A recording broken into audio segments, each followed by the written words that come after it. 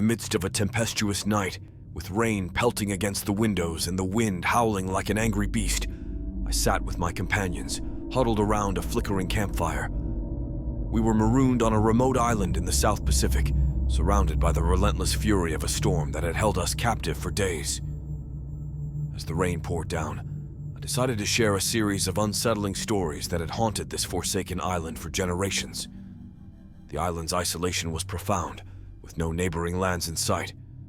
Surviving here was a relentless challenge, and the island's ominous history only added to our unease.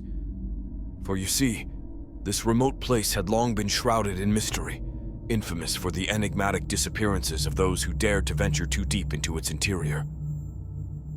I began with the story of strange rituals that had once been practiced by an ancient civilization that inhabited this land. The rituals were believed to have been an attempt to appease malevolent spirits that had plagued the island for centuries.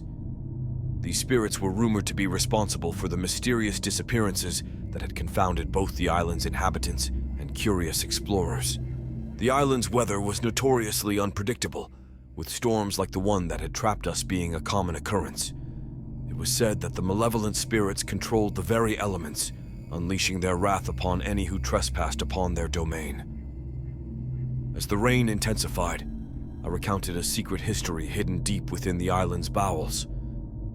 Abandoned structures, remnants of a forgotten era, whispered tales of shipwrecks, pirates, and hidden dangers that lurked beneath the island's surface. As my stories unfolded, I watched the faces of my companions pale in the flickering firelight, their eyes wide with a mixture of fascination and fear.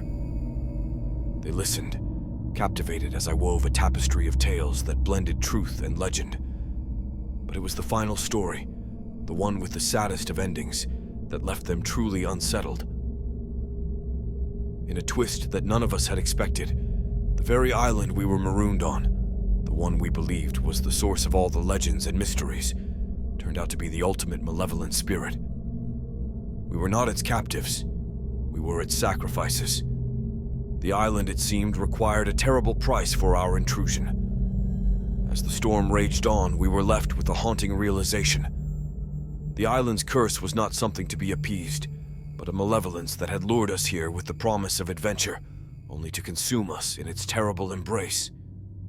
And so, as the tempest raged on, my companions and I huddled together, each lost in their own thoughts, haunted by the unsettling tales of this forsaken island.